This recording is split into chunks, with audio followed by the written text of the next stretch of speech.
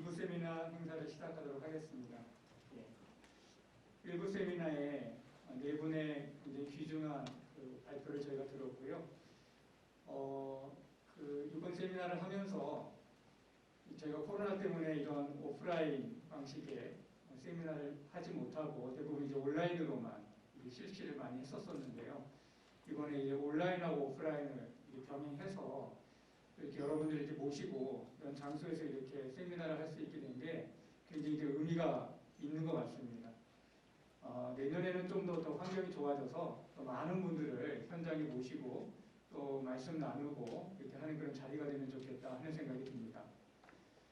2부 세미나는 아시는 것처럼 네 분의 강연자분이 준비하고 계십니다. 두 분은 AICIA에서 발표를 해주시겠고요. 그리고 두 분은 저희 한양대학교 BK 사업단, 저희 사업단에 계시는 교수님 두 분이 발표를 해주시겠습니다. 발표가 끝난 이후에는 여러분들 의견 듣는 자유토론 시간도 있으니까요. 발표하시는 그런 내용 중에 궁금한 내용이 있으시면 또 자유토론 시간에 말씀을 나눠주시면 좋겠습니다. 첫 번째 강연은요. BIM을 활용한 스마트시티 생애주기 관리 기술에 대해서 유캐스트 서영구 상무님께서 말씀해 주시겠습니다. 상무님 부탁드리겠습니다.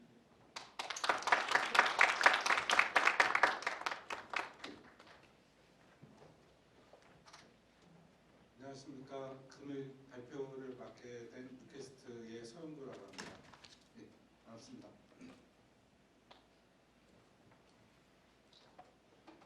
예, 저희 회사는 통신을 기반으로 한 디지털 트윈 플랫폼을 개발하고 판매하는 회사입니다. 그래서 디지털 트윈이라고 하면은 데이터를 수집하고 그 데이터를 3D로 통합을 하고 그 통합된 데이터에 대한 자산 관리와 각종 서비스를 묶는 플랫폼이라고 할 수가 있습니다. 그래서 그 기반 위에서 다양한 서비스를 운영을 할 수 있는 플랫폼이라고 보시면 될 것 같습니다.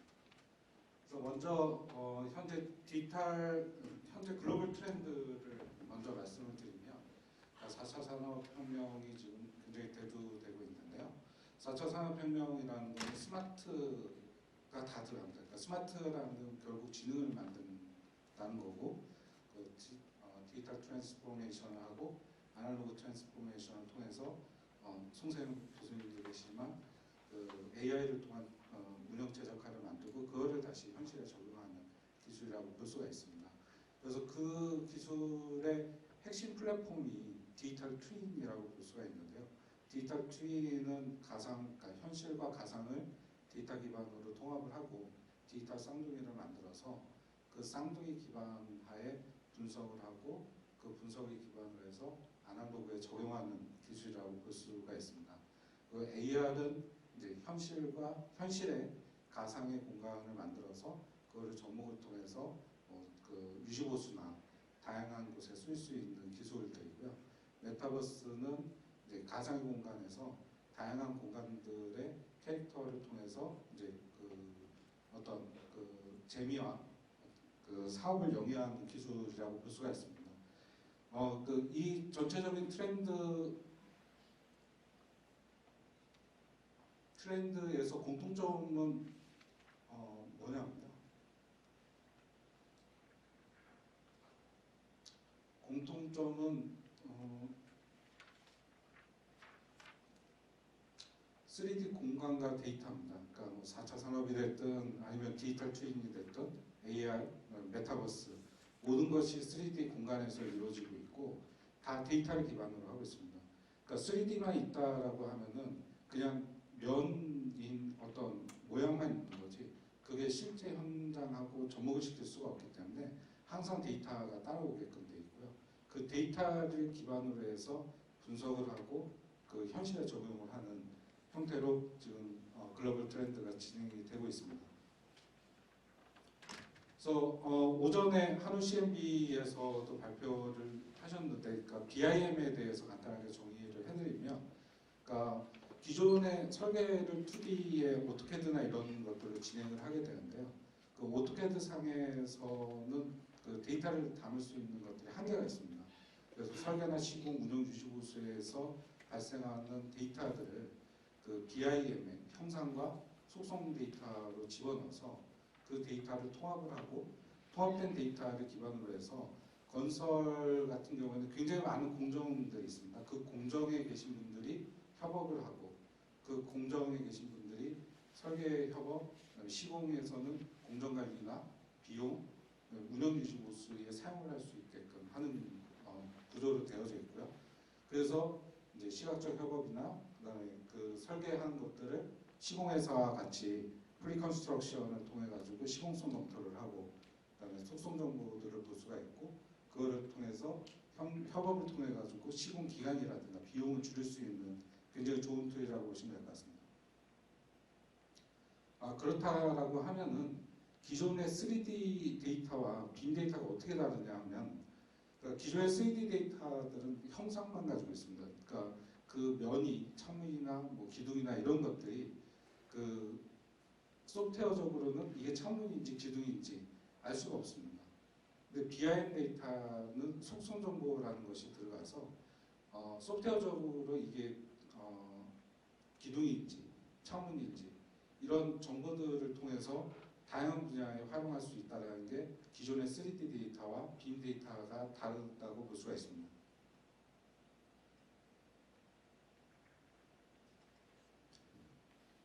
이 장표는 많이 보셨을 건데요.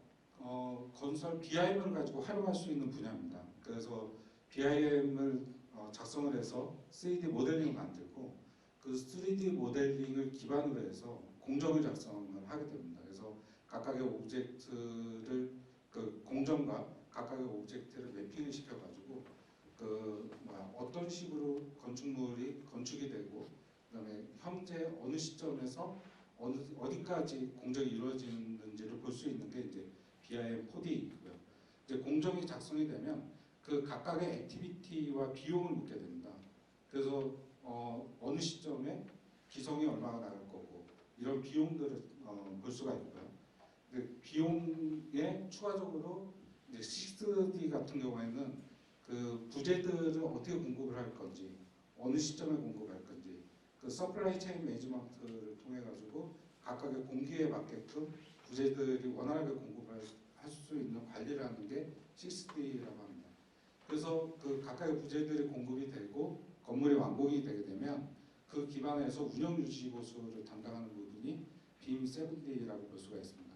그러니까 저희 유캐스트가 가지고 있는 플랫폼은 BIM을 설계 레빗이나 아니면 벤틀리나 테클라에서 설계된 데이터를 저희가 불러와서 그 불러온 데이터를 기반으로 해서 공정을 입히고 비용을 만들고 에즈빌트 빔이 나오게 되면 그 에즈빌트 빔을 기반으로 해서 운영 유지보수까지 가는 건축물에 대한 생애주기 관리 플랫폼을 가지고 있습니다.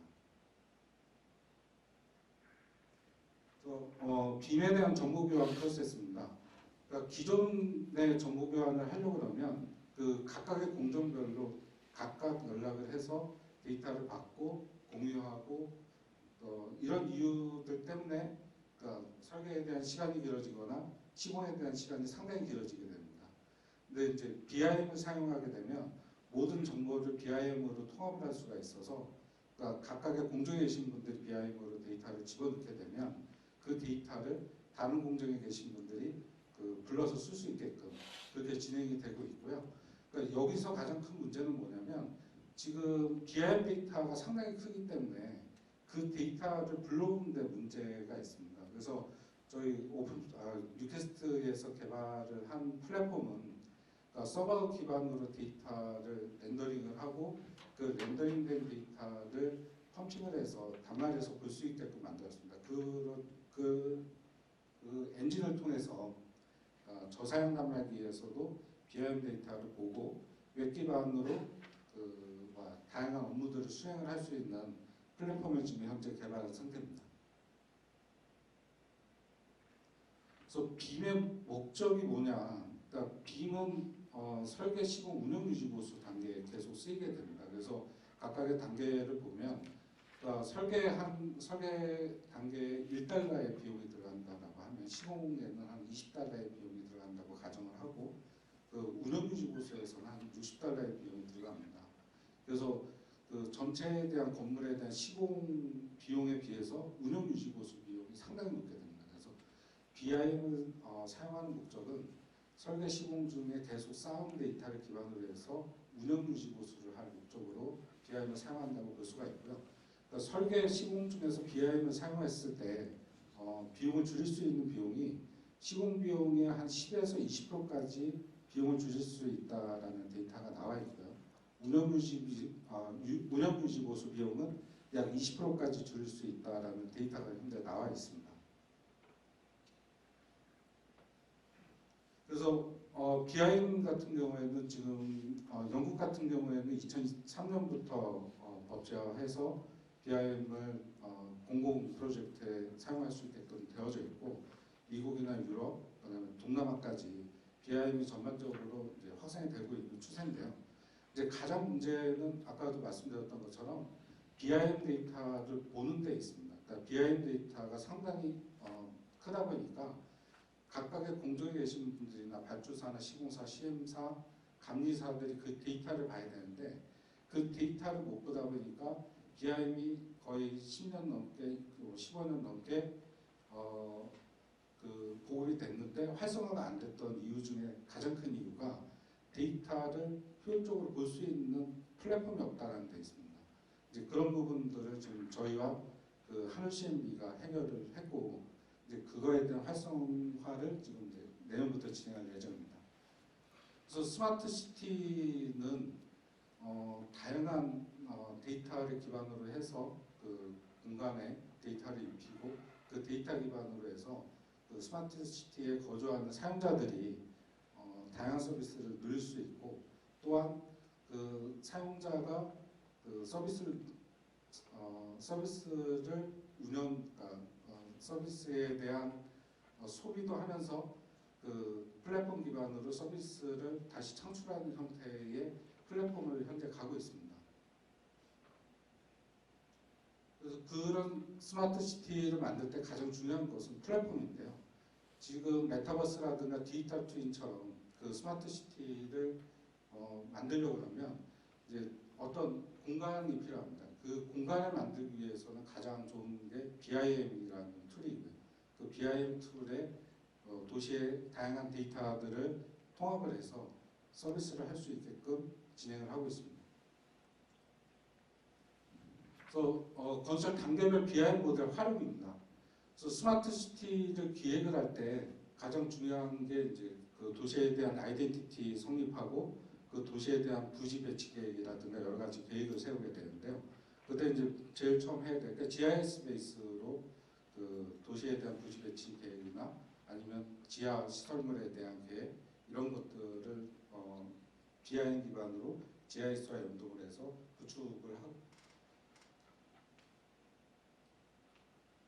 구축을 하게 되고요. 이제 설계 단계에서 기본, 중간, 실시 설계 단계에서 양벽은 시각화라든가 그다음에 사전 규모 공간들을 체크하고 실시간 양벽한 LOD 발행해서 반영을 해서 자동 업데이트나 그다음에 물량 산출이나 전체적인 KPEX나 OPEX들을 산출을 할 수가 있습니다. 그래서 그 산출되어 있는 데이터를 요 중간 단계에서 시공사와 그다음에 설계사가 프리 컨스트럭션을 통해 가지고 그 어떤 시공성 검토라든가 이런 것들을 진행을 할 수가 있고요. 시공으로 넘어갔을 때는 이제 그 공정 관계라든가 비용이라든가 그다음에 각각의 시설물에 대한 정보들을 입력을 하고 입력된 통합 데이터를 기반으로 해서 운영 쪽으로 넘어가게끔 구성이 되어져 있습니다. 그래서 기획 단계에서부터 운영 유지 보수 단계까지 BIM이 다양한 전체 영역에서 다 사용할 수 있게끔 구성이 가능합니다. 이 구조도는 저희가 생각하고 있는 스마트 시티, 비밀 기반으로 한 스마트 시티에 대한 아키텍처입니다. 그래서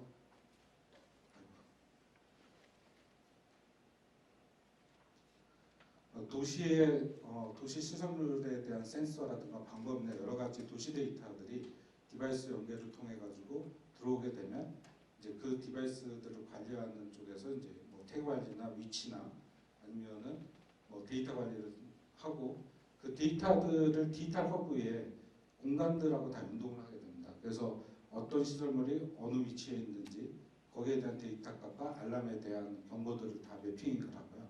그 데이터들을 이제 그 BIM 데이터하고 연동을 해서 통합 운영을 하게 됩니다. 그래서 이제 그 3D 모델이나 공간 정보들, 그다음에 CCTV 뷰어나 웹 기반으로 다 운영을 하고 그 여기서 가장 중요한 거는 공간이 들어가게 되면은 사용자들이 볼 수 있는 단말이 한계가 있습니다. 그래서 그런 단말들을 뭐 PC라든가 휴대폰이라든가 탭이라든가 이런 것들을 운영을 할 수 있게끔 가볍게 만들어주는 기술이 상당히 중요하고요. 이제 그런 것들을 베이스는 2D나 3D, BIM 데이터들로 다 통합을 하게 됩니다. 그리고 그 서비스를 통해서 시민들이 다양한 그 공간 체험을 할 수 있고, 그다음에 그 시민들이 서비스를 체험을 하고 그 오픈 API 어플리케이션 인터페이스를 통해 가지고 시민들이 다양한 앱들을 이 플랫폼 기반으로 만들 수 있게끔 통합시키는 게 저희의 플랫폼의 구조라고 보시면 될 것 같습니다. 그래서 스마트 시티 사례를 보면 지금 싱가포르하고 그다음에 전주시에서 지금 국토지리협이 진행하고 있는 프로젝트가 있습니다. 그러니까 싱가포르 같은 경우에는 다소 시스템에서 주가 진행을 하게 되는데 주로 이제 다소 시스템 같은 경우에는 3D 모델링과 시뮬레이션 쪽, 협업 쪽에 중점을 두게 됐고 그러다 보니까 실제 도시가 만들어지고 운영을 하면서 나올 수 있는 실시간 도시 데이터들이 지금 현재 싱가포르 모델에 빠져 있는 상태입니다. 그래서 저희가 중점적으로 생각하고 있는 부분은 그 도시에서 발생하는 각종 실시간 데이터들을 BIM 데이터에 통합을 하고 그 통합된 데이터를 기반으로 해서 분석을 하고 분석된 그 최적화 방안을 통해 가지고 그 도시를 좀 더 뭐 에너지 절감이라든가 보안이라든가 그다음에 재난이라든가 이런 것들을 방지할 수 있는 형태로 지금 구성이 가능합니다. 그리고 전주시는 기본적으로 BIM을 기반으로 구성을 하고 있는데 지금은 아직 실증 단계고, 그러니까 3D GIS 기반으로 각각의 건물들 BIM 데이터를 LOD에, 그러니까 거리에 따라서 LOD를 구분해서 지금 현재 실증을 진행을 하고 있는 단계고요. 아직까지 도시에 대한 데이터를 붙여서 통합 운영되는 형태의 디지털 트윈 기반 형태로까지는 아직 발전을 하지 못한 상태입니다.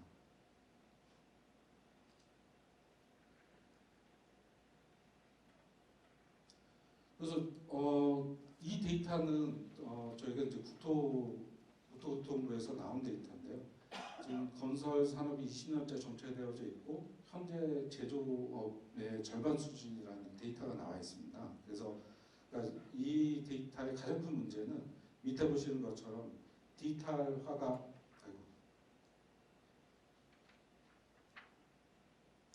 디지털화가 농업에 비해서도 현저하게 낮습니다. 그래서 지금 BIM으로 건설 산업을 디지털화를 한다라고 하면은 지금 여기에 문제점인 작업대기나 재작업, 근데 낭비되는 수준이 57% 수준인데 그 공공의 협업 시스템을 통해서 재작업을 줄이고 작업 시간을 줄일 수 있어서 건설 산업을 굉장히 빠르게 부흥시킬 수 있는 기반이 될 거라고 저는 생각을 하고 있습니다. 그래서 오늘 이렇게 굉장히 많은 업체분들과 만났는데요. 뵙게 됐는데 그런 그 각각의 솔루션들을 저희하고 같이 협업을 통해서 플랫폼화 시킨다라고 하면은 글로벌적으로 나갈 수 있는 굉장히 좋은 플랫폼이 나올 수 있다라고 생각을 합니다. 네, 여기까지 발표를 마치겠습니다. 감사합니다.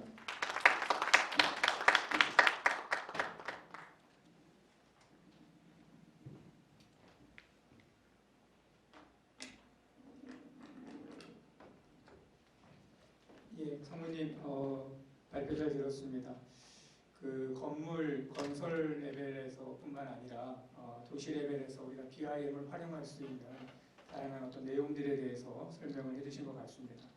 이어지는 강연은요, 안전한 건설 현장을 위한 스마트 건설 로봇이라고 하는 주제로 노하우의 노대성 전무님께서 강연해 주시겠습니다. 부탁드립니다.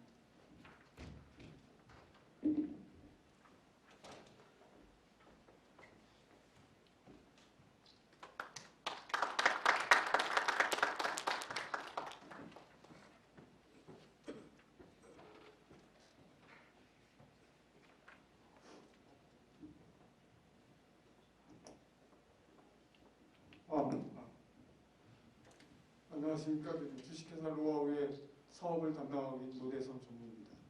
저희는 기계공학에 기반을 두고 로봇을 가지고 건설 현장에서 어떻게 좀 더 안전하고 편리한 그런 환경을 만들 수 있는데 입주하고자 이런 로봇을 개발했습니다.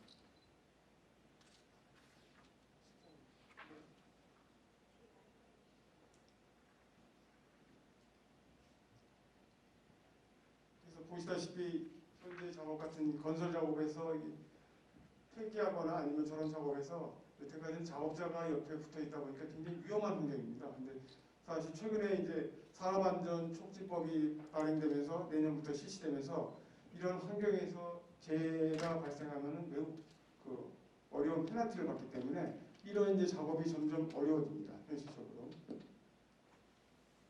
예를 들어서 저희가 이걸 만들게 된 거는 위험한 작업 환경을 보다 안전한 작업 환경으로 바꿀 수 있고, 또한 이제 열악한 작업 환경을 쾌적한 작업 환경으로 바꿀 수 있고, 또한 이제 이런 원전 해체라든가 폐기물이라든가 기뢰 제거 작업이라든가 이런 것은 제한된 가시 영역에서 저희가 모니터만 보고도 작업을 할 수 있는 그런 로봇입니다. 좀 더 구체적으로 설명을 드리면 이제 위험 지역을 벗어나 안전한 곳에서 원격으로 중장비를 컨트롤해가지고 작업을 할 수 있습니다. 즉 이렇게 이런 건설 중장비를 현장에서 몫으로 눈으로 확인하면서도 작업을 할 수 있고, 또한 이렇게 모니터만 가지고도 작업을 할 수 있습니다. 이건 어떤 의미를 갖고 있냐면은 예를 들어서 건설 현장에 직접 현장에 작업장을 가지 않고도 실내에서 모니터만 보고도 작업을 할 수 있다는 것을 의미합니다.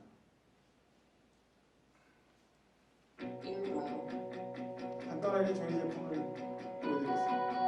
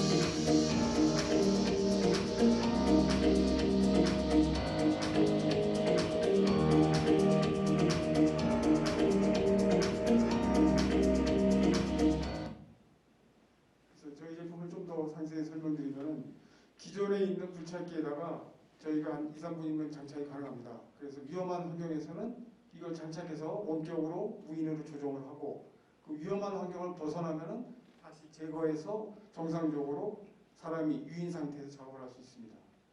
이 의미는 기존에도 최근 들어서는 이제 처음부터 인스톨 돼가지고 이렇게 나와 있는 제품이 있습니다. 일부가 있는데 그 제품은 거기에 처음부터 장착된 거고 저희는 이제 기존 제품에다가 얘를 장착해서 사용할 수 있기 때문에 이거 하나가 5대, 10대를 갖다 얼마든지 위험한 게 작용할 수 있다는 그런 의미를 갖고 있습니다.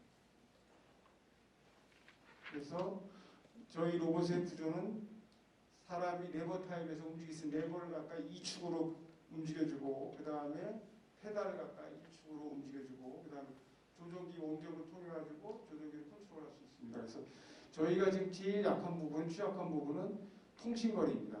통신거리 제일 취약한데 방금 전에 유캐스 대표님한테 좋은 소식을 들었는데 900MHz가 나오면 약 1km까지는 통신이 가능하기 때문에 와이파이 가지고 이거는 충분히 작업을 할 수 있습니다. 게임이나 그런 건설 현장에서도.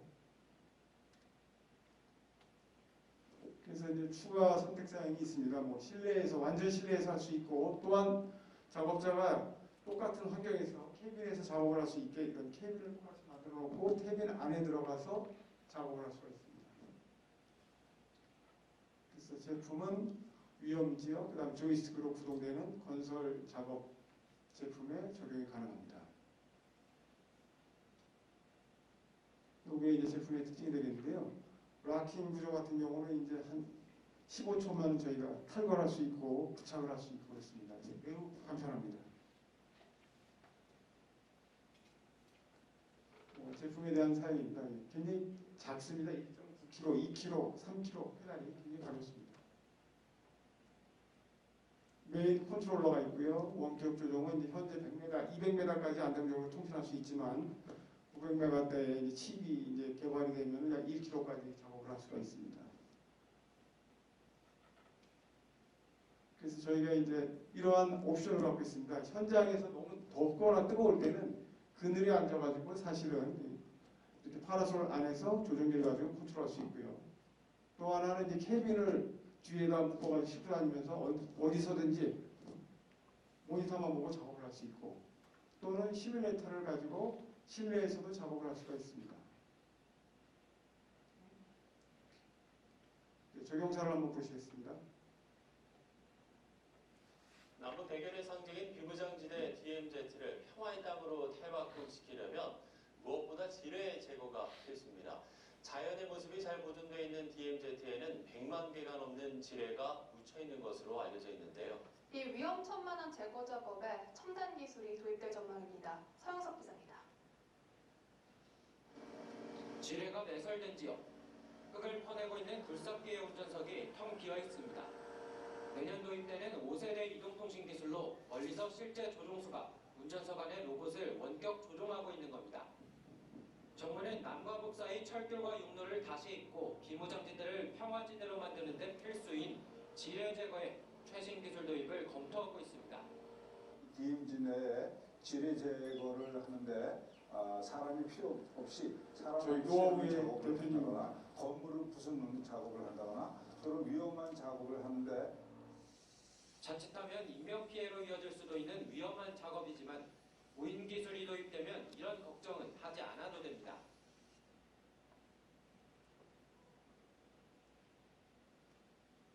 또 하나는 이제 군에서 벌목 작업할 때 아까는 작은 그 굴착기를 보여드렸지만은 크기에 상관없이 저희는 레바 타입의 페달이 있으면 어디든지 적용이 가능합니다.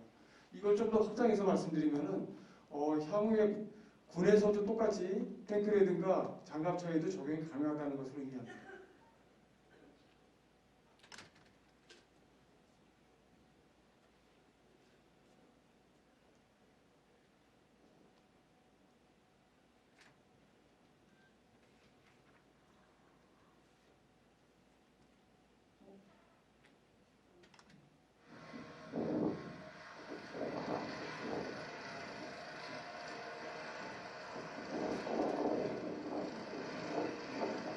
목적으로 저희가 시행을 하고 있는 거예요. 이거는 이제 충남 당진시에 있는 현대제철에서 위험 환경에서 도로를 갖다가 교체를 하는데 사람이 들어갈 수가 없으니까 원격으로 모니터만 보고 도로를 교체하는 작업입니다. 이거는 저희가 약 12km 떨어진 곳에서 모니터만 보고 실제 작업을 하는 12m는 이제 굴착기의 기울어진 각도만큼 같이 움직여줍니다. 그래서 실제 환경을 그대로 재현시키는 거죠. 왜냐면 스마트대 같은 경우는 이게 작업을 하는 거예요. 근데 이 통신 지금 문제가 있는 것은 이제 5G가 지금 LTE 버전인데 통신에 약간의 지연이 있어 약 200ms가 넘어가면 약간의 지연이 있게 됩니다. 그래서 통신이 해결되면 저희가 보다 원활하게 사용할 수 있습니다. 나라 간 일반 대류관을 넘어서도 작업을 할 수 있고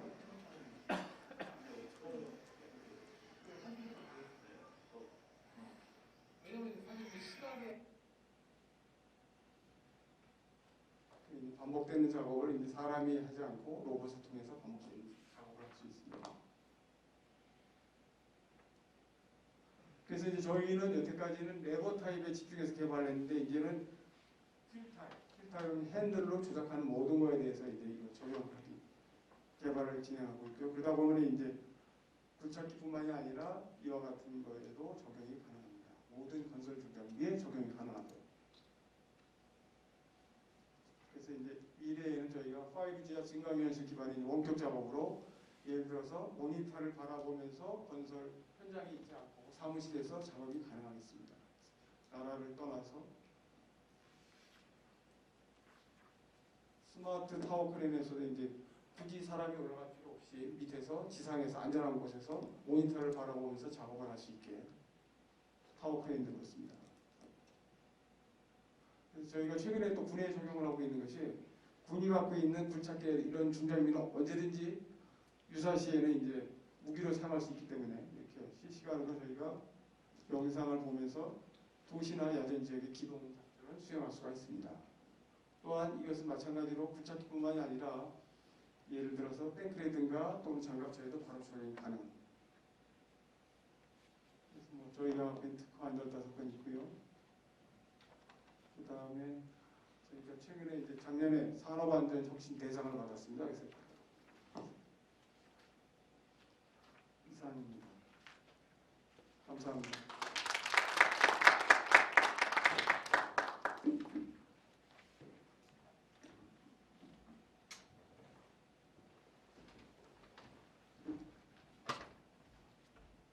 예, 전문의 감사합니다. 안전이라고 하는 게 굉장히 중요한 키워드인 것 같습니다. 건설 산업에서도 그렇고 지금 노하우에서 하고 계시는 그런 어떤 기술 개발이 건설 산업뿐만 아니라 다양한 어떤 산업에서 굉장히 중요한 어떤 핵심적인 기술이 아닐까 하는 생각이 듭니다. 예, 저도 굉장히 재미있고 흥미롭게 강의를 들었습니다. 감사합니다. 네, 세 번째 강의는요, 저희 그 BK 사업단에서 함께하고 계시는 우리 건설환경공학과의 장승환 교수님께서 다기능성 건설 소재 개발, 센싱과 피팅이라고 하는 주제로 강연을 해주시겠습니다. 부탁드립니다.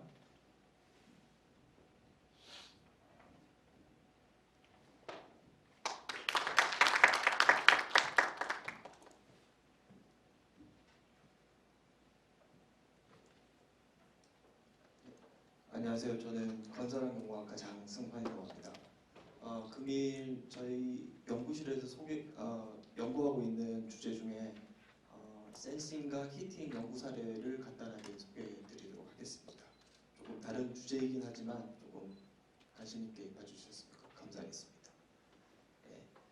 스마트 시티가 사실은 2010년부터 이렇게 이슈가 되고 그리고 제가 그때 다들 다른 생각들을 하시겠지만 제가 그때 느꼈던 스마트 시티라는 거는 일단 구조적 성능은 물론이거니와 그리고 뭔가 이제 다른 펑션 같은 것들이 들어가는 거 마치 아이폰 그러니까 한 20년 전에 핸드폰이 지금의 아이폰이 됐듯이 뭔가 건설 재료나 이런 것들에도 큰 변화가 있어야 되지 않을까 해서 제가 그게 리서치 모티베이션이 돼서 약 10년 정도 동안 계속 이런 쪽에 관심을 가지고 일을 하고 있습니다.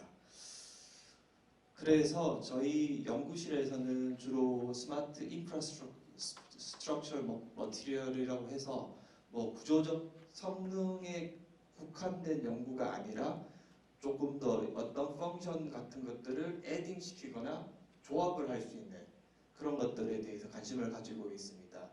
예를 들면 스트레인 센싱을 되는 건설 재료 혹은 셀프 히팅이 되는 것들 아니면 요즘에 다른 연구실에도 하고 있지만 자기 치유가 되는 것들 환경적 변화를 감지하는 것들 그리고 더 나아가서 건설 재료가 에너지를 제너레이트 할 수 있을지 이런 것들에 대해서 관심을 가지고 일을 하고 있습니다. 그래서 저희는 이제 소재 스트럭처 컴포넌트부터 시작을 해서 그리고 또 타겟을 현재 만들어지고 있는 건축물, 시설물에 대해서는 어떻게 우리가 적용을 할 수 있는지 이런 쪽도 고민을 하고 있고요. 현재는 애초에 컨스트럭션 머티리얼이 펑션이 인테그레이트된 컨스트럭션 머티리얼을 어떻게 하면 제작을 할 수 있고 있는지에 대해서 관심을 가지고 일을 하고 있습니다. 자, 사실은 머티리얼 셀렉션 부분은 너무 많습니다. 사실은 뭐 컨벤셔널 그러니까 현재 널리 사용되고 있는 건설 재료도 무슨 이제 콘크리트라든지 철근, 뭐 컴퍼짓, 또 뭐 나무, 목재 이런 것들이 있지만 그 외에도 이제 그런 머티리얼과 지금 현재 이제 소개되고 있는 탄소 나노튜브라든지 그리고 다양한 나노 소재들이 이제 있기 때문에 이런 것들을 잘 배합하고 잘 선택을 하면 많은 재료에 많은 기능, 다양한 기능들이 확보된 건설 소재를 만들 수 있다 이렇게 생각을 하고 있습니다. 여기서 제가 말씀드리는 것은 되게 많은 가능성이 있고 많은 일거리가 발생될 수 있다 이런 것들을 말씀을 드리고 싶습니다. 사실은 뭐 패브리케이션은 사실 굉장히 쉽습니다. 뭐 우리가 생각했던 어떤 거를 얻고 싶은지를 디자인을 하시고 직접 만들어보고 테스팅을 해서 그거를 시스템화하면 되는 것들이지만 사실은 그렇게 이제 만드는 과정에서 예전에 우리가 단순히 했던 믹싱 시스템이 아니라 좀 더 이제 케미컬이라든가 뭐 케미컬 엔지니어링에서 쓰던 그런 기술들도 필요하고요. 그리고 테스팅에 있어서도 일렉트릭 엔지니어링에서 이제 요구하는 그런 기술들이 필요하고 있습니다. 그냥 단순히 이제 건축이라든가 토목에서 배웠던 지식으로는 이런 머티리얼을 만들 수가 쉽지 않다. 그런 의미에서 저는 뭐 이러한 것들을 다 소화는 하지 못하지만 뭐 케미컬 지식도 있고 일렉트릭도 일부가 있고 그리고 향후 필요한 뭐 같이 협력을 하면서 더 많은 것들을 이제 만들 수 있다라고 생각을 하고 있습니다. 자, 그래서 오늘은 간단하게 센싱 부분에 대해서 조금 알려드리고 저희가 하고 있는 연구에 대해서 말씀드리고 또 히팅에 대해서 알려드리도록 하겠습니다. 옆에 보시는 것과 같이 지금 저희가 주로 만들고 있는 것들은 스마트 스킨이라고 해서 간단한 도료 형식의 폴리머 같은 것들에다가 저희가 센싱이라는 거를 이제 능력을 부여하기 위해서 탄소 나노튜브 소재를 이용해서 적당히 믹싱을 하게 되면 오른쪽 편과 같이 전혀 전도성이 없는 물질, 그러니까 코팅제가 혹은 폴리머가 이제 전도성을 가지게 됩니다. 그러면 우리는 이 자체를 외력에 의해서 저항이 달라진다는 그런 것들을 이용해서 우리는 외부 환경에 대해서 알 수가 있습니다. 정기적 신호를 통해서. 그래서 뭐 센싱의 기본 원리긴 한데 저희는 이것을 스마트 스킨이라고 얘기를 해서 건축물에 이제 적용을 하고 그에 따라서 구조적 응답이라든가 이런 것들을 알아보고자 하고 있습니다. 네. 지금 현재 진행 중인 연구 주제 하나는 Fracture and Crack Sensing이라고 해서 저희가 개발했던 이런 도료들을 건축물이라든가 뭐 시스템에 부착을 하고 그에 따라서 외부 하중이 주어지면 그러면 구조물에 이제 크랙이 발생되면서 역시 이 센서 자체에도 인장이 생기기 때문에 그런 것들을 이제 크랙 위스하고 뭐 저항의 크기를 상관관계를 만들어서 저희가 이거를 지금 현재 크랙이 얼마만큼 발생이 됐다 이런 것들을 알 수가 있습니다. 그래서 뭐 파괴 및 균열 발생 시 정기적 저항이 이제 증가한다 이런 것들을 이제 이용을 하고 조금 뭐 옵티마이제이션을 시켜서 저희가 이렇게 이용을 할 수가 있고 특히나 뭐 이 도료 형식이기 때문에 소면적보다도 대면적의 거동을 파악할 수도 있다. 그리고 인장성이 기존에 있는 센서보다도 높게 조절도 할 수가 있고 민감도 역시도 높이거나 낮출 수가 있습니다.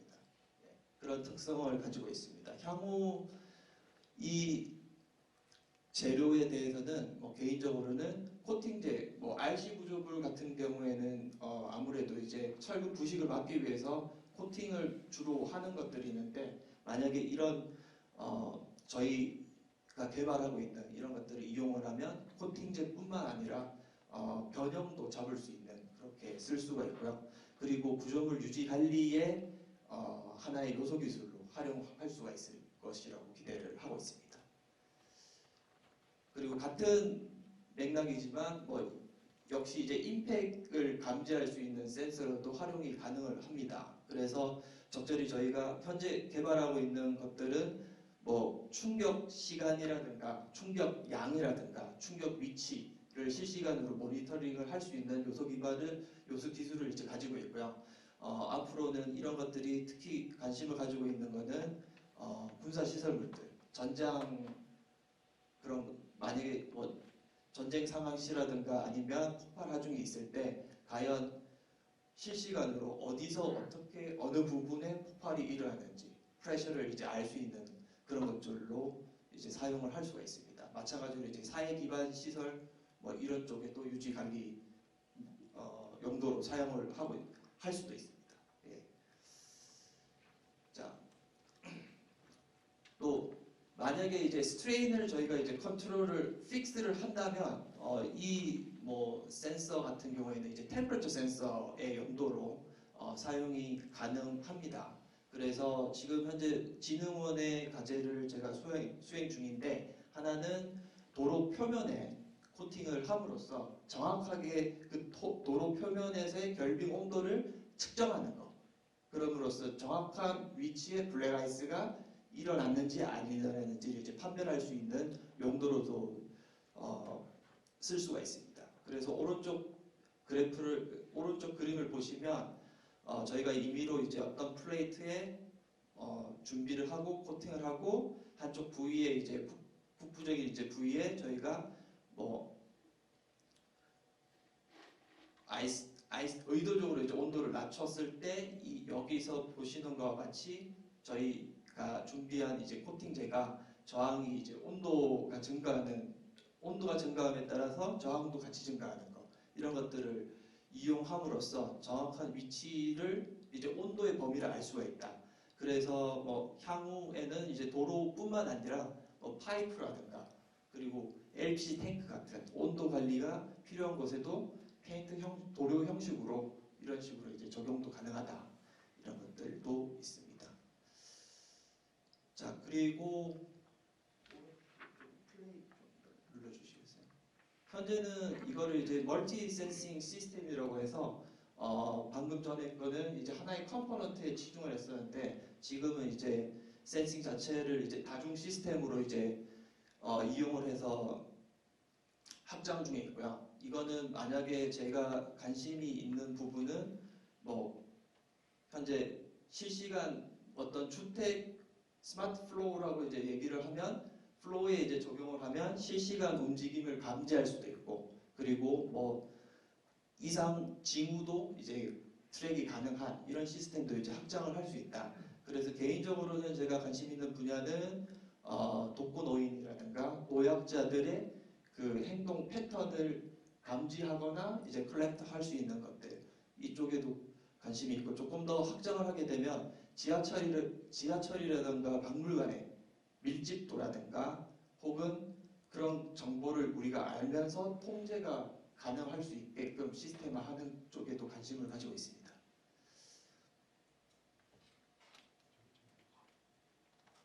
네. 센싱에 대해서는 이렇게 간단하게 이제 말씀을 드렸고 반대로 이제 줄 히팅이라는 것들이 있습니다. 사실은 이제 전도체 저희가 이제 고등학교 시간에 배웠듯이 전도체를 만들고 전류를 많이 가다하게 주면 그 물질이 이제 히팅한다는 원리인데요. 이게 전기를 사용하는 입장에서는 그게 불리하지만 통제가 되어야 되지만 저희는 만약에 건설 재료를 이렇게 의도적으로 이제 이런 식으로 줄 히팅을 하면 발열이라는 것들을 이용해서 뭔가를 할 수 있지 않을까 이런 걸 착안해서 저희는 이제 같은 물질을 만들고 거기에 전류를 적당하게 이제 주면서 발열 기능을 활용해서 어떻게 하면 우리 사회 문제를 해결할 수 있을까 이런 쪽에 이제 관심을 가지면서 이런 일을 시작을 했습니다. 역시 이제 진흥원의 같은 연구인데요. 예, 이거는 쉽게 저희가 이제 전도성 물질을 만들었기 때문에 적당량의 전류를 잘 컨트롤해서 주기만 하면 발열 시스템으로 이제 활용을 할 수 있습니다. 그래서 발열 기능이 되면 도로에 이제 블랙 아이스 제거 기능.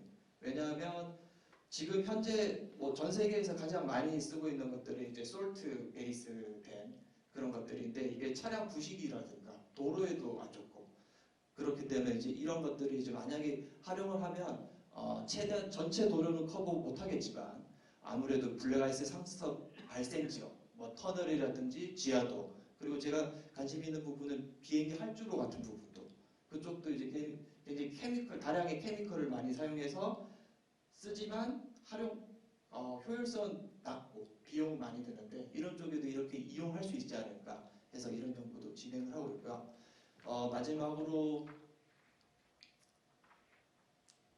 이런 코팅제에서 이제 벗어나서 텍스타일 콘크리트라고 해서 프리캐스트 제품으로 생산을 하면 발열 어느 정도 이제 구조 성능도 가지고 있고 프리캐스트 제품이기 때문에 시공성도 뛰어나고 게다가 발열 기능도 이제 갖게 되면 플레이버트는 철도라든가 이제 버스 전용 차로에 바닥판에 바로 적용을 함으로써 이러한 문제를 해결할 수 있지 않을까 해서 이런 쪽도 지금 학장에서 연구를 진행 중에 있습니다. 그래서 뭐 오늘은 제 연구실에서 하고 있는 뭐 간단한 연구에 대해서 얘기를 하고 있는데 한양대학교에서 많은 교수님들이 이런 분야뿐만 아니라 다양한 분야의 이제 스마트 시티를 구축하기 위해서 많이 노력을 하고 있습니다. 앞으로 많이 관심 가져주시고 협력했으면 감사하겠습니다. 감사합니다.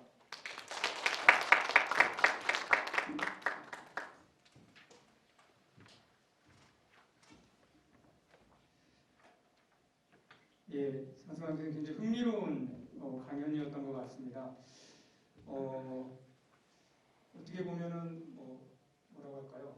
사람처럼 반응하고 사람처럼 대응하는 느끼고 대응하는 그런 어떤 건설 구조물 이런 것들을 실현하는데 장승환 교수님이 하시는 그런 연구들이 잘 활용될 수 있지 않을까 하는 생각이 듭니다.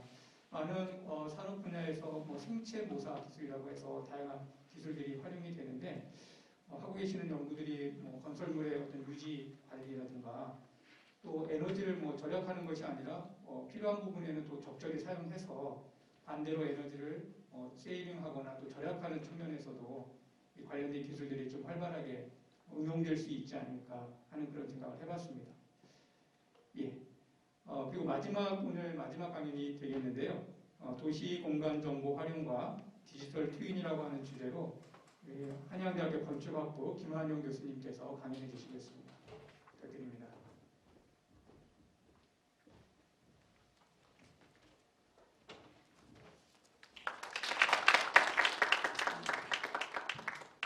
안녕하세요. 건축학부 김한용 교수입니다. 지루하시죠? 시간도 많이 오래됐고 지루하시고 하실 텐데 일단 마지막이라서요. 금방 끝나겠습니다. 그리고 제가 제일 우려하던 저희 가족 앞에서 강의를 하는 경우를 우려했는데 가셔서 정말 한시름 편하게 놓고 제가 좀 얘기를 할 수 있을 것 같고요. 부담이 되더라고요. 나름대로. 그래서 좀 그렇게 하도록 하겠습니다. 제가 오늘 요소기술에 대한 얘기들 많이 하시는데 저는 주 전공이 도시계획하는 사람입니다. 저는 도시계획 박사를 하였고 도시를 계획하고 설계하는 일을 많이 하는지라 제 일은 여기서 많은 기술들을 개발해 주시면 그 기술들을 다 한데 모아다가 도시에다가 이렇게 임플멘테이션을 하는 일을 하는지라 제가 하는 내용들은 기술에 대한 개발은 아니고요. 어떻게 하면 우리가 효과적으로 도시계획을 할 수 있을까 이런 내용을 좀 많이 합니다. 그래서 저는 저희 연구실에서 수행하는 다양한 연구들에 대한 내용을 보여드릴까라고 고민을 하다가 그보다는 좀 최근에 우리가 디지털 트윈이라는 얘기를 굉장히 많이 씁니다. 근데 그 내용들이 사실 굉장히 오래전부터 나왔던 내용들이고 그게 왜 우리가 이론적으로 좀 중요한지에 대해서 좀 개괄적인 설명을 드리고 앞으로 나아갈 방향에 대해서 조금 더 설명을 드리는 쪽으로 그래서 좀 원론적인 쪽으로 얘기를 해보도록 하겠습니다. 오늘 총 한 5가지 얘기 드릴 거고요. 제가 맨날 그 연구소에서 하고 노는 일이 위성사진 판독하고 놀아요. 저는 이렇게 위성사진 갖다가 놓고 그 리모트 센싱이라고 그러는데 그 밴드 정보를 갖다가 수학으로 이렇게 치환을 해갖고 뭐 열 정보를 하던 그게 뭐 다른 정보가 되던 이런 정보들을 만들어서 많이 봅니다. 그러다 보니까 제가 이제 걸쳐 있는 부분이 빅데이터나 이런 쪽에 많이 연관이 되어 있고요.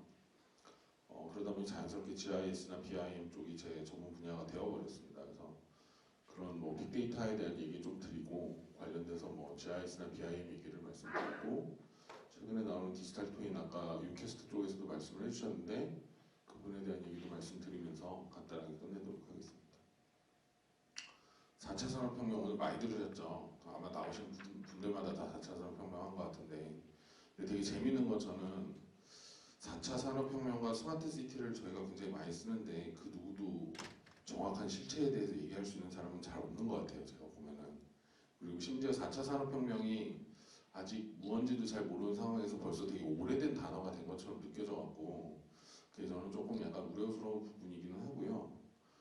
그럼에도 불구하고 뭐 이것저것 새로운 기술들에 대한 얘기들을 많이 나올 때 우리가 흔히 쓰는 얘기가 4차 산업혁명입니다. 근데 사실 4차 산업혁명이라는 단어를 쓰기 전에 우리가 왜 저런 기술이나 이런 내용들에 이렇게 좀 열광하는지를 좀 원론적으로 살펴보게 되면 사실 뭐 이런 포인트가 좀 있지 않을까 싶어요. 우선 기본적으로 세상이 변화하는 속도가 너무 빠르고 도시가 겪어야 되는 일들이 너무 다양해지다 보니까 우리가 옛날처럼 하나의 솔루션을 만들어 갖고 그걸 뭐 20년, 30년 동안 계속 쓰게끔 만드는 그런 어떤 의사결정 방식은 이제는 거의 불가능한 상태가 되어버렸습니다. 사실 지금 내리는 많은 의사결정들이 그 상황 하나하나에 맞춰져 갖고 쓰이다 보니 사실 이게 지금 만들어진 것들이 다음 현장에서 쓸 수 있는지 다음 상황에 쓸 수 있는지 이거는 사실 우리가 장담하기 힘든 상황인 것 같아요. 그러다 보니 데이터를 구축을 하고 그 데이터를 통해서 어떤 주어진 현상에 대해서 최적화된 답안을 만들어내는 방법이 우리가 지금 사회를 살아가는 방법이 아닐까 그렇게 생각을 하다 보면 궁극적으로 결국에는 최적화된 답안을 만들기 위해서 우리가 데이터를 좀 활용하려고 하는 의지가 생기는 게 아닐까라고 저는 개인적으로 판단을 좀 하고 있고요. 그래서 우리가 이제 빅데이터라는 단어를 굉장히 많이 씁니다. 빅데이터는 말 그대로 이제 큰 데이터예요. 엄청 큰 데이터인데 빅데이터라는 단어를 이렇게 검색해 보면요, 구글에서 이렇게 한 68억 건 정도 나옵니다. 조회수가. 서울이 한 4억 9천여 건밖에 안 나오고요. 뭐 보고서도 저렇게 많이 나와 있고요. 서적도 나와 있고 뭐 국제 논문은 더 나와 있고요. 되게 재밌는 거는 동영상을 빅데이터를 유튜브에 검색해 보시면요, 16억 건 정도 나옵니다.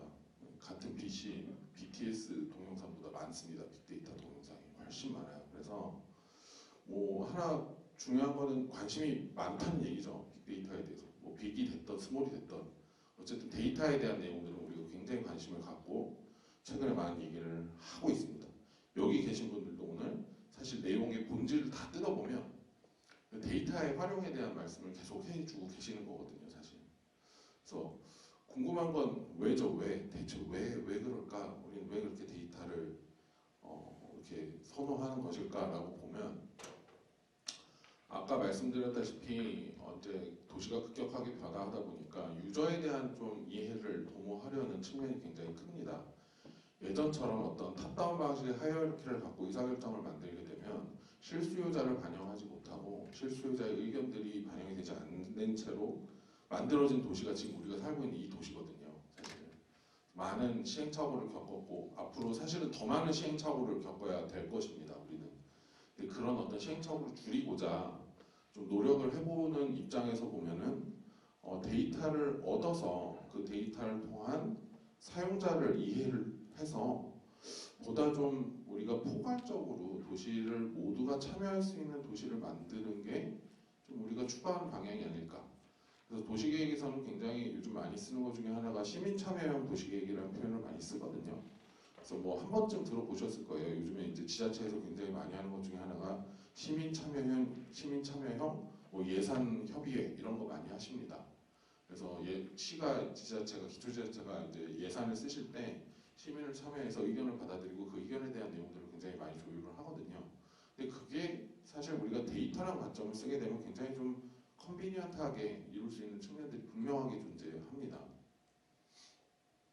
뭐 빅데이터 정의는 다 아실 거고, 그래서 그런 관점에서 쭉 봤을 때 빅데이터가 갖고 있는 가장 큰 매력은 결과물 중심이 아니고요, 프로세스 중심입니다.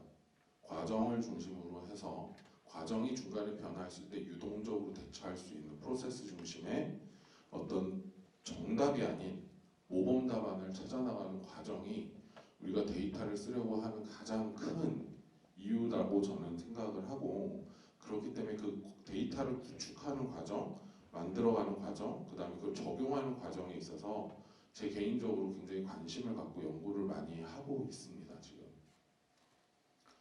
뭐 이게 지금 최근에 나온 자료들 이렇게 보면 최근에 한국에서 일어난 일이라고 합니다. 이게 2016년 자료하고 뭐 20년 자료고 섞여 있는데, 우리나라 사람들이 2016년 기준으로 PC에 쓰는 시간이 하루에 3시간 정도 쓴다고 하더라고요.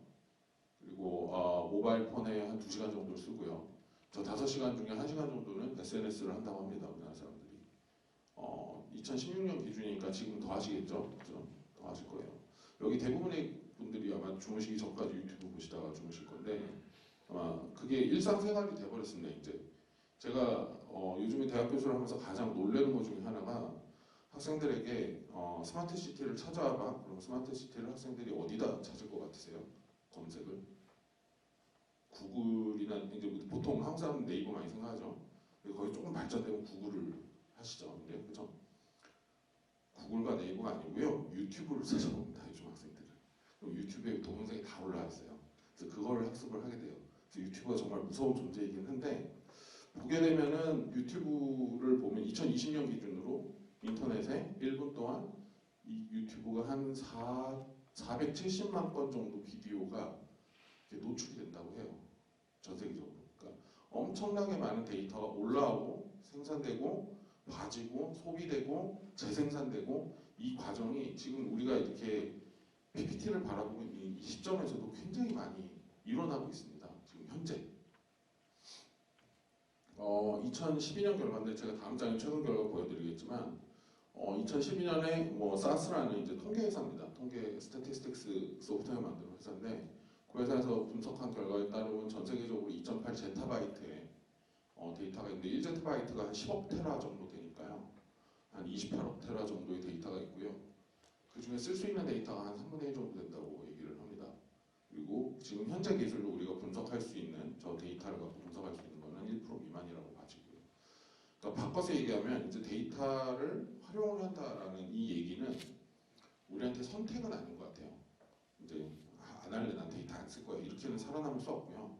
데이터를 언제 어떻게 쓸 것인가의 문제가 가장 중요한 문제인 것 같고, 시게이트라고 여러분들 잘 아시는 하드웨어, 이 스토리지 컴퍼니에서 만든 자료 보게 되면은 2025년 기준으로 175제타바이트까지 우리 데이터는 증가를 하게 된다고 합니다. 계속 쓰고 있는 거예요, 우리 지금. 근데 이게 말이 되는 게, 스마트폰을 지금 안 가진 분들은 거의 없습니다. 그죠? 스마트폰을 안 가진 분들은 거의 없고, 거의 대부분의 사람들이 아무도 모르게, 일반적인 사람들이, 여기 계신 분들은 잘 아실 수 있겠지만 관계된 분들이다 보니까 아무도 모르게 GPS 데이터를 끊임없이 보내드리고 있고요.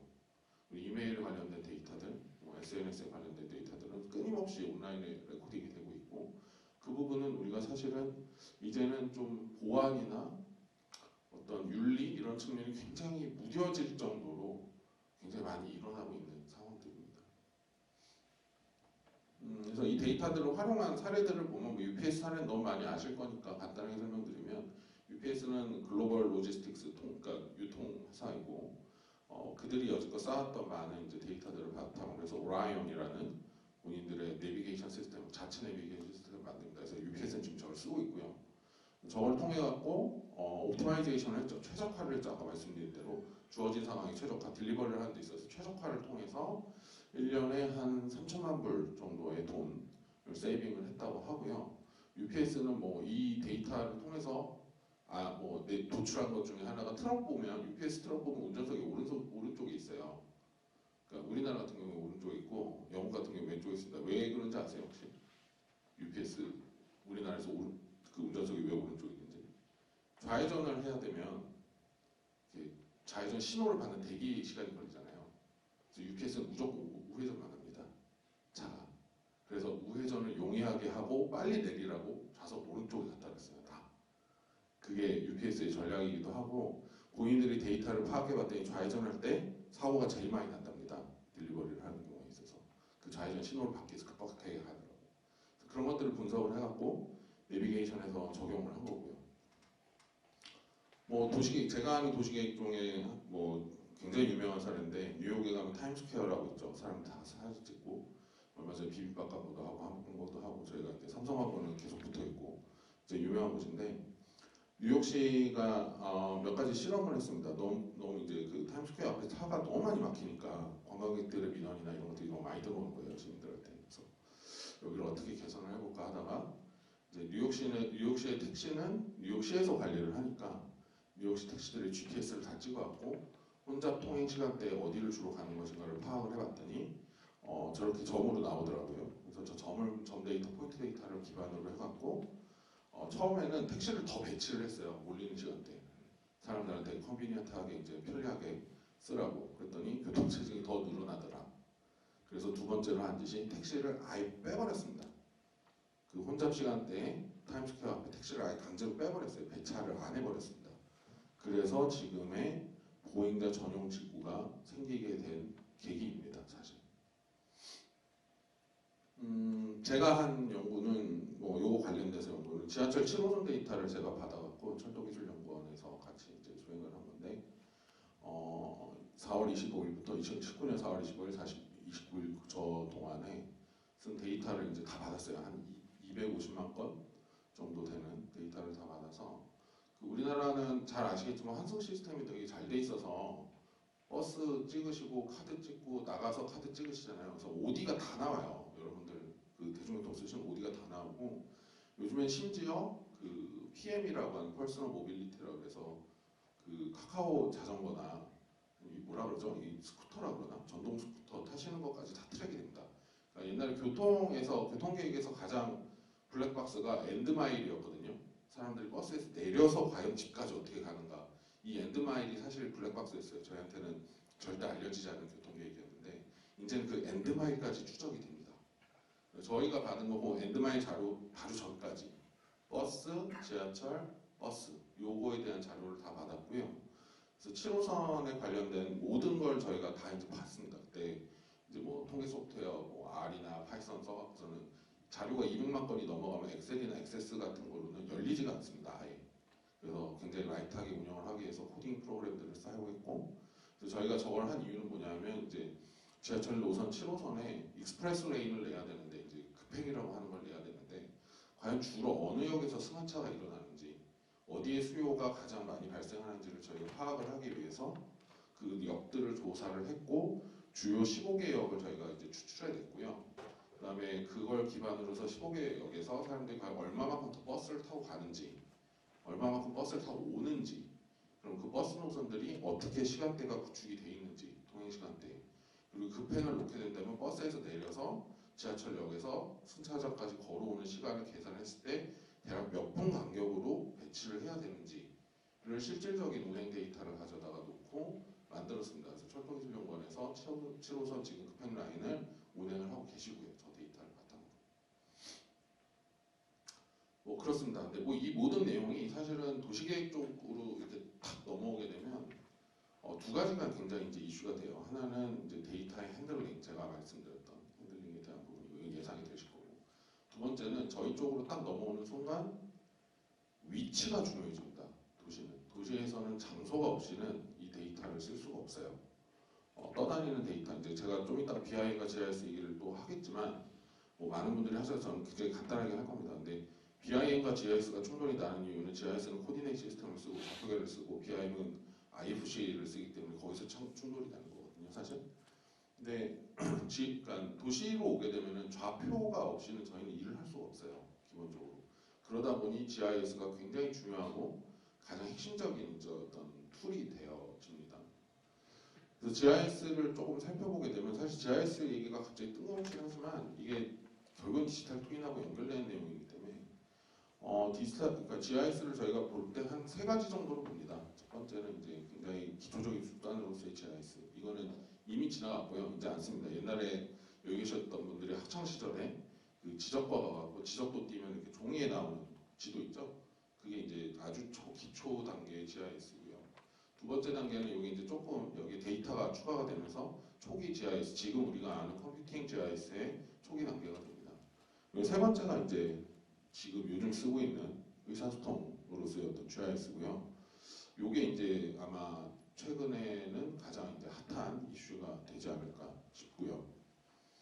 그래서 그 중에서 제가 뭐 오늘은 시간이 짧기 때문에 앞에 두 개는 건너뛰고 세 번째만 일단 말씀을 드리면 3세대 GIS의 가장 큰 장점은 이 기동성하고 적용성입니다. 여러분들 사실 GIS를 모르시는 사람은 있으셔도 안 쓰시는 사람은 없을 거예요, 여기서.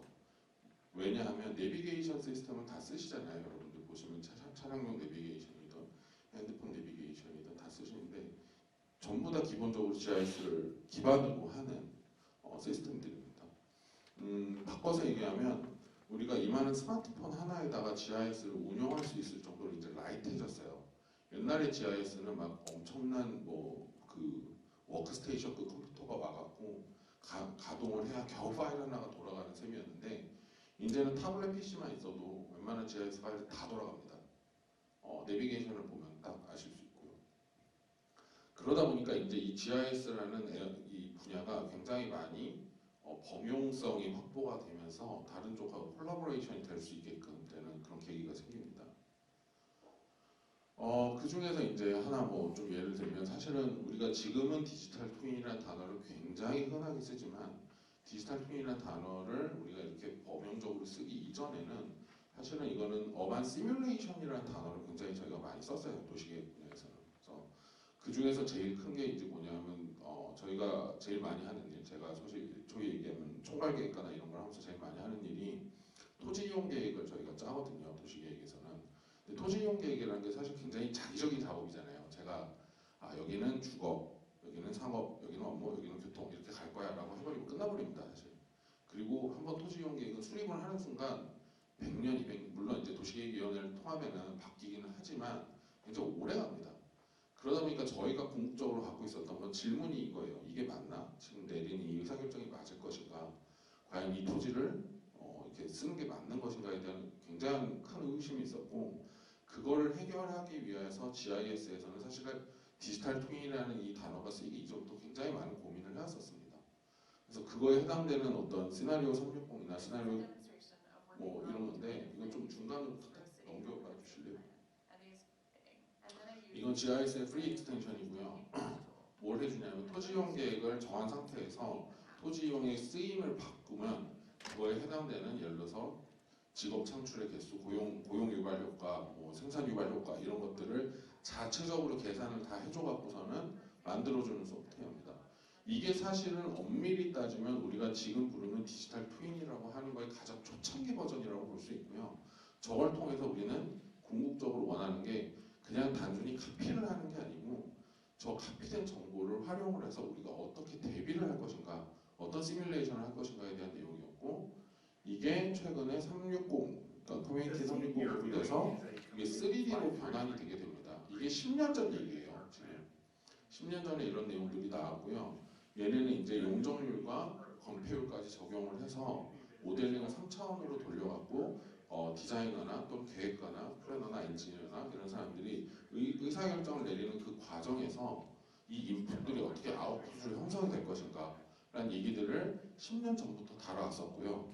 이거는 프리 익스텐션인데 아까 GIS에서 흡수를 해갖고 이제는 SD에서 흡수를 해갖고 본인 자체 툴로 쓰이게 됩니다. 그래서 궁극적으로 이런 소프트웨어들이 나오고 하는 가장 큰 이유는 제가 계속 말씀드리지만 도시라는 게 워낙에 복잡하고 예측을 하기가 어려운지라 우리가 내리는 도시계획적 의사결정을 최대한 합리적으로 만들어 보고자 하는 노력이었고, 이게 최근에 어떤 데이터 통신 기술의 발달과 하드웨어 기술, 그다음에 데이터 처리 기술의 발달으로 인해서 비약적으로 증가하게 됩니다. 이게 이제 소위 얘기해서 저런 어떤 노력들의 쭉 일환이 지금 현재 우리가 얘기하는 디지털 트윈이라는 이 단어를 통해서 굉장히 많이 보편화가 되었고요. 사실 여기에 기여를 많이 한 건 얘네죠. 버추얼 싱가포르 아까 말씀하셨지만 이 디지털 트윈이라는 단어를 우리가 굉장히 친숙하게 받아들이게 된 건 이 버추얼 싱가포르 프로젝트가 굉장히 기여를 한 바가 큽니다. 요즘엔 굉장히 이제 많이 비판도 받죠. 다소 시스템에서 만든 거하고 굉장히 많이 비판의 여지도 있지만, 어쨌든 디지털 트윈이라는 우리 도시계획 쪽에서 도시를 통해서 어떤 시뮬레이션을 하고 그거에 대한 최적화된 의사결정을 만들어낸 이 과정을 하나의 모델로 만들어냈다는 측면에서는 굉장히 저는 이제 의미가 있다고 보고, 이런 노력이 아까 우리 유캐스트 서영상님도 말씀을 하셨지만 국내에서도 많이 이루어지고 있습니다. 전주에서도 이루어지고 있지만 인천시에서도 이루어지고 있어요. 지금 인천시에서 스마트 디지털 트윈을 구축을 하고 계시고 그의 TF위원으로 제가 활동을 하고 있고요. 요것도 그냥 톡톡톡 넘겨주시면 될 것 같아요. 인천시 같은 경우에는 아크GIS를 씁니다. 외산 소프트웨어를 쓰시는 거에 대해서 굉장한 갈등을 갖고 계세요. 지자체가 우리가 S3 거를 써도 되느냐라는 거에 대해서 굉장히 이제 고민을 하고 계시는데, 그거는 그냥 이제 상용 소프트웨어를 쓰기로 결정을 하셨고, 라이다 데이터를 전부 스캔을 다 해갖고 인천을 만드셨어요.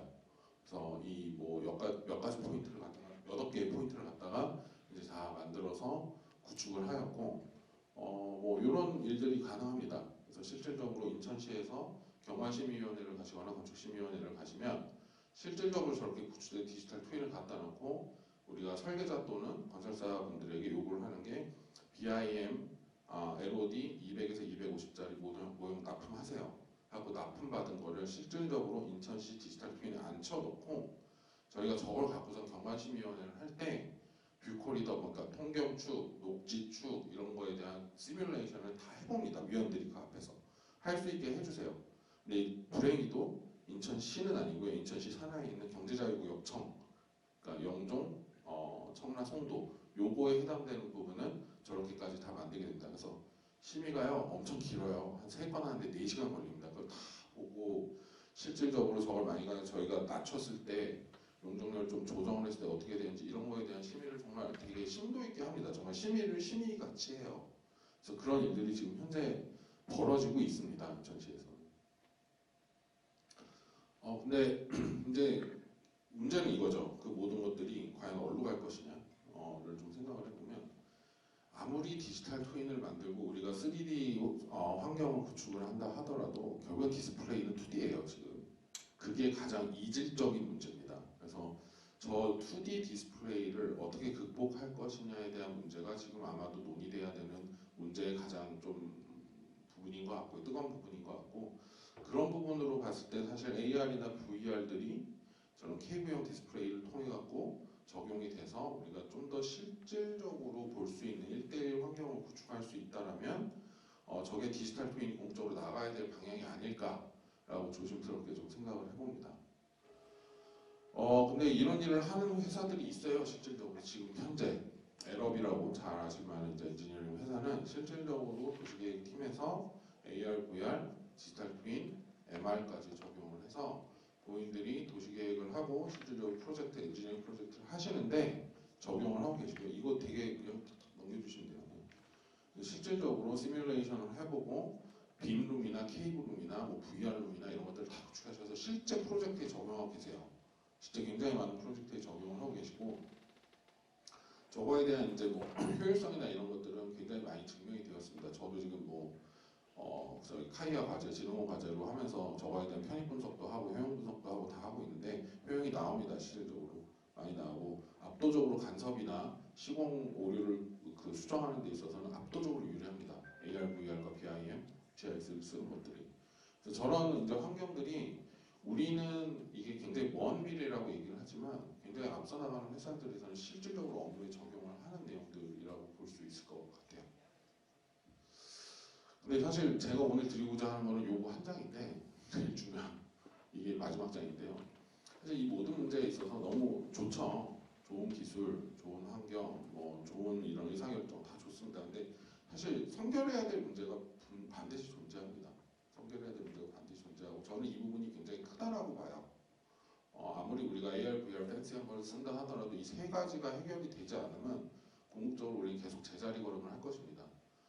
첫 번째는 데이터의 수집과 관리인데 제가 기초지자체에서 디지털 트윈 하는 사업을 하시는 거 여러 번 목격하고서 굉장히 안타까웠던 것 중에 하나가 뭐냐면 엄청난 시간과 노력과 돈을 들여서 스캐닝을 다 하세요. 그게 포토그라마트리가 됐든 포인트 클라우드가 됐든 뭐가 다 하십니다. 근데 중요한 거는 구축하면 끝이에요. 근데 사실 디지털 트윈은 구축하면 시작이거든요. 그때부터 시작이에요, 사실. 디지털 트윈은 구축의 목적이 아니고 구축 후에 어떻게 유지 관리를 통해서 새로운 데이터를 생성해낼 것인가, 그래서 의사결정이 반영할 것인가가 제일 중요한 부분인데 대부분의 사업이 야 구축했다 끝, 런 됐니? 그래서 어떻게 됐어? 그럼 이제 시장님실에 이렇게 크게 해서 인천시 디지털 트윈 해서 와 하고 끝나요 보통. 그게 저는 너무 안타깝더라고요. 정말 개인적으로 너무 안타깝고 그런 부분들이 앞으로 유지관리적 측면에서 반드시 반영이 돼야 될 부분이 있고 그게 이렇게 반영이 되지 않으면 우리가 오늘 논의하고 있는 이 스마트 시티의 구현이라는 측면에서는 굉장히 반쪽짜리 스마트 시티가 될 가능성이 높습니다. 실제로.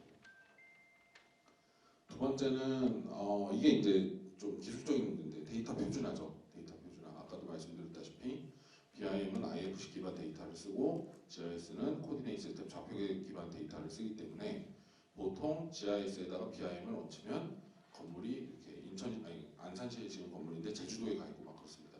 BIM을 이렇게 GIS 안 치면 그럼 그걸 물리적으로 끌어들여와야 돼요. 저희가 끌어들여와야 되고 그게 이제 데이터의 표준이 서로 다르다 보니까 그런 일들이 발생을 하고 지금 아마 유캐스트에서 지금 만들고 계시는 빔뷰어 같은 경우도 그런 문제를 해결하기 위해서 굉장히 노력을 하고 계시는 걸로 제가 이해를 하고 있습니다.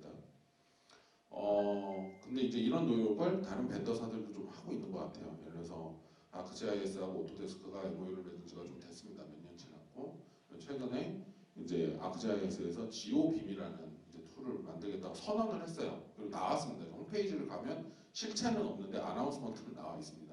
그래서 저게 이제 오토데스크의 빔 콜라보레이터랑 합쳐져 갖고 빔과 GIS를 혼용할 수 있게끔 만들어 주겠다라고 하는 측면에 대한 내용이 나오고 있어요. 그러나 아시겠지만 그렇게 급하게, 그러니까 제가 볼 때 빠르게 해결되지는 않을 것 같아서 그래서 이 부분은 사실 굉장히 좀 심도 있게 봐야 되는 연구가 더 필요한 부분인 것 같아요. 왜냐하면 특히나 이제 스마트 건물, 인텔리전트 빌딩들이 들어가면 MEP 장비들이 중요해지는데 MEP 같은 것들이 GIS 상에서 구축되는 건 사실 불가능합니다. 할 필요도 없고요.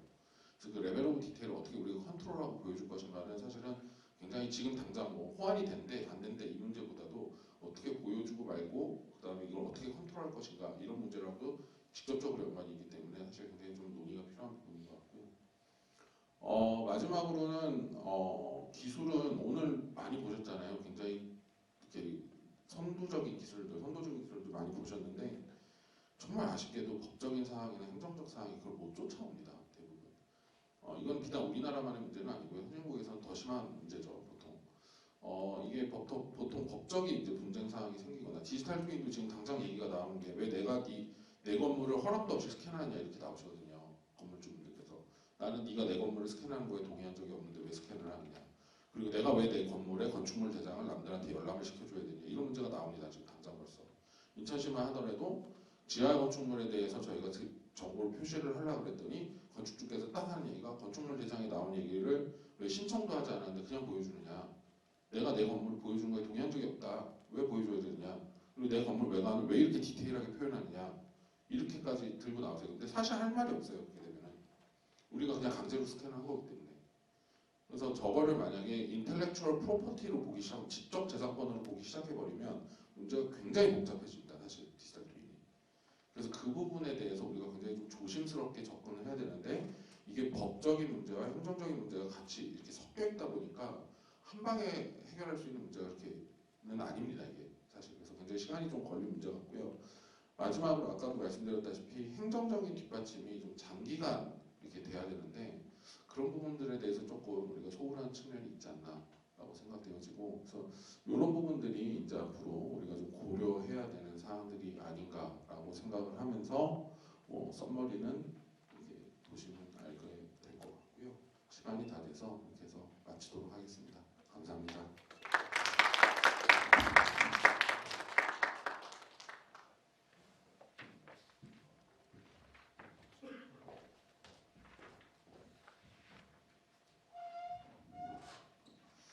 예, 강의 잘 들었습니다, 교수님. 예, 저는 그 데이터라고 하면 한 20여 년 전에 그 매트릭스라고 하는 영화가 생각이 납니다. 그 영화 한 장면 보면은 이 세상이 다 데이터로 구성이 되어 있어서 엄청난 양의 데이터가 그 화면에 나왔었던 기억이 나는데요. 지금 저희들이 하고 있는 일들을 보고 이 세상의 변화들을 보면 그 매트릭스에서 이야기했었던 그런 어떤 세상처럼 저희가 살고 있는 이 세상이 데이터로 정리가 되고 또는 관리가 되고 또는 표현이 되는 것이 아닌가 하는 그런 생각을 해보게 됩니다. 우리 김한중 교수님 굉장히 머리 아프실 것 같습니다. 데이터를 분석하시려면 굉장히 흥미롭고 재미있게 여러분들도 보셨으리라고 생각이 됩니다. 이렇게 해서 저희가 그 8분의 강연은 이렇게 마무리하도록 하겠습니다. 이렇게 늦은 시간까지 지금 오프라인으로 온라인으로 참여해 주시는 여러분들께 감사의 말씀을 좀 드리겠고요.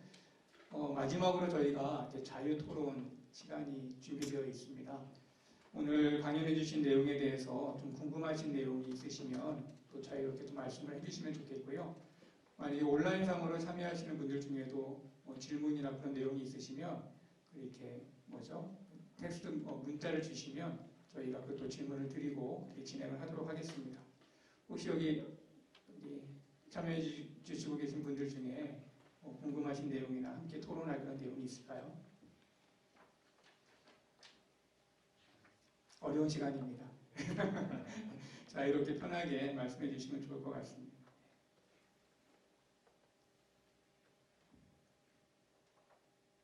예. 그럼 제가 그러실까요? 예.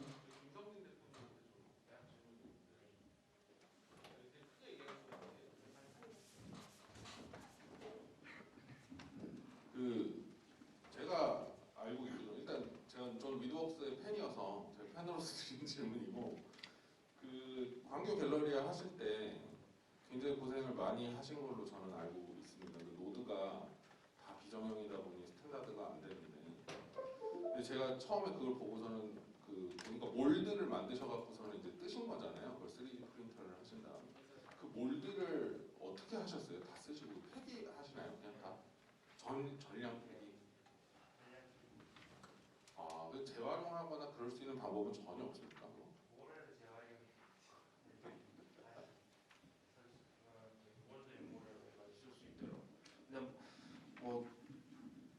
그 한 프로젝트를 위해서 만들어지는 거다 보니까 재활용 불가능한 거고요. 그래서 이제 가능하면 실제적으로 이제 저희가 가설 건물에 돈 많이 안 들이려고 하잖아요. 그래서 그런 이제 몰드를 위해서 들어가는 비용을 최소화하는 이제 방법을 찾는 게 가장 합리적이라고 봤습니다. 네. 감사합니다. 예, 대표님 감사합니다. 그런 몰드들이 예를 들면 뭔가 비정형 구조물이기 때문에 뭔가 표준화되고 정형화되고 또 재사용되는 데는 어려움이 있겠습니다만, 그런 어떤 비정형 구조물을 실현하는 그런 어떤 방법으로 뭔가 표준화된 방법으로 어떤 크기로 어쨌든 그런 것들을 좀 재사용할 수 있는 그런 어떤 기술도 고민되면 좋겠다는 생각이 또 드네요. 예, 감사합니다.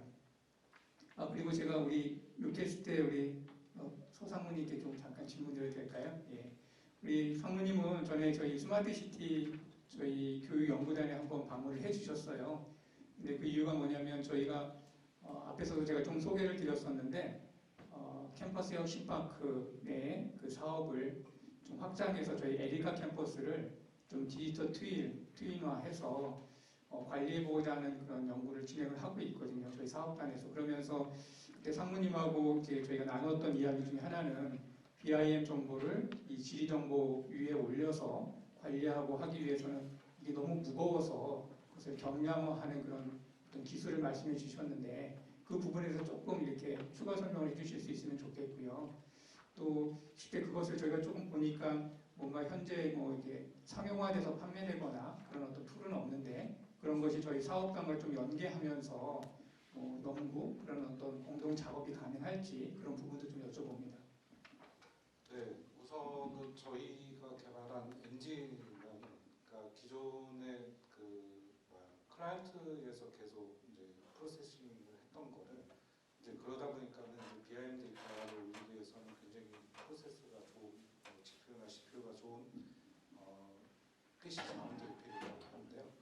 이제 그거를 서버로 옮겼습니다. 그러니까 서버 단에서 그 렌더링을 한 후에 단말에는 스트리밍 형태로 JPG 파일들을 이미지 형태로 보내기 때문에 단말에서는 네트워크만 가능하다라고 하면 뭐 굉장히 낮은 저사양 PC에서도 BIM 데이터를 볼 수 있게끔 하는 그런 엔진을 지금 보유하고 있는 상태입니다.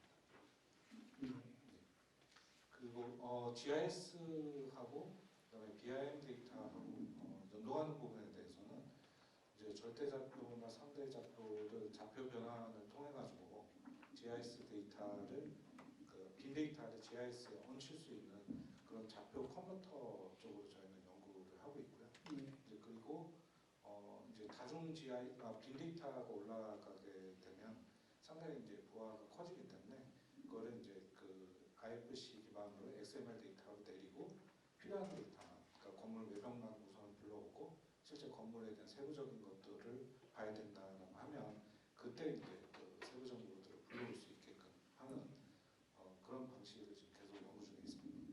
예, 감사합니다. 그래서 이제 저희가 뭐 그때 말씀드린 것처럼 저희가 에리카 그 캠퍼스, 한양대학교 에리카 캠퍼스의 스마트 캠퍼스화를 구축하는 데 있어서 또 우리 유캐스트가 그런 부분에 함께 해주신다고 하면 지금 어떻게 보면은 여러분들 이런 형태의 강연이 굉장히 많습니다. 굉장히 많은데 저희가 지금 AICIA랑 함께하는 이 자리는 실제적으로 이 강연회를 하고 그냥 끝나는 것이 아니라 여기 함께하시는 회원사분들 여러분들하고 저희 BK 사업단이 추진하는 어떤 실제적인 일에 함께하고 성과를 내고 또 이 나온 성과를 통해서 홍보가 되고 하는 그런 어떤 좀 관계들을 맺는 어떤 의미 있는 자리다라고 생각이 되어서요. 이후에도 저희가 함께 이렇게 할 수 있는 그런 어떤 일들을 만들어가면 좋겠다 하는 생각을 좀 해보게 됩니다. 예, 감사합니다. 정말. 또 혹시 뭐 예.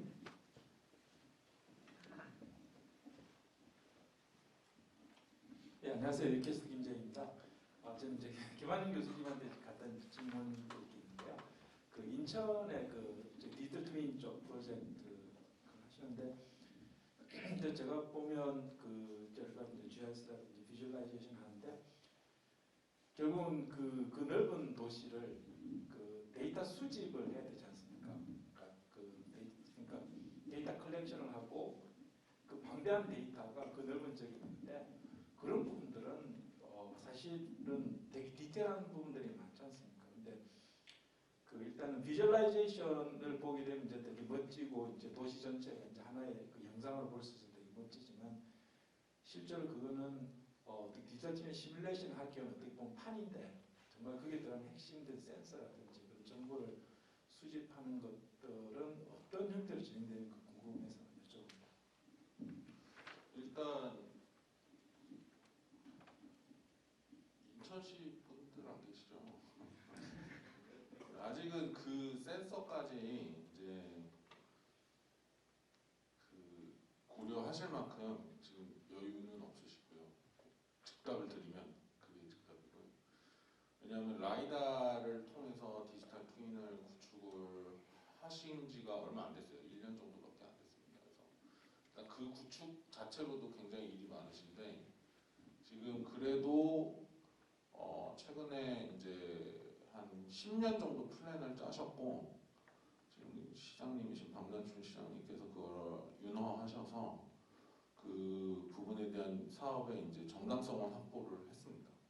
그래서 이제 로드맵을 갖고 계세요. 이제 중단기적으로 어떻게 인천시 GIS 디지털 트윈을 가져갈 것인가라는 게 있는데 사실은 뭐 여러 가지 문제가 걸려 있습니다. 그리고 이제 잘 아시겠지만 에슬이라는 회사가 미국 기반 회사다 보니 비용이 만만치 않습니다. 거기서 청구하는 비용들이. 그래서 그런 문제들도 조금 이제 좀 있고요. 그래서 산재에는 문제가 있는데 그 대표님 말씀하신 것처럼 어떤 디지털 트윈의 본질을 건드리는 얘기들은 아직까지는 안 돼 있고요.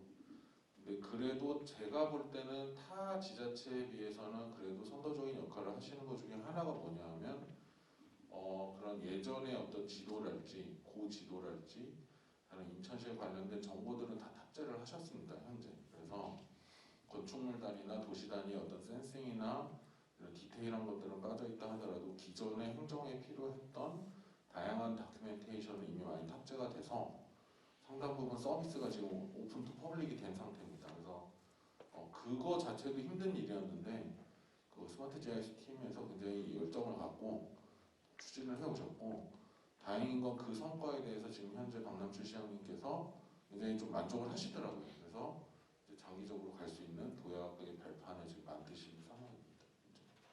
감사합니다.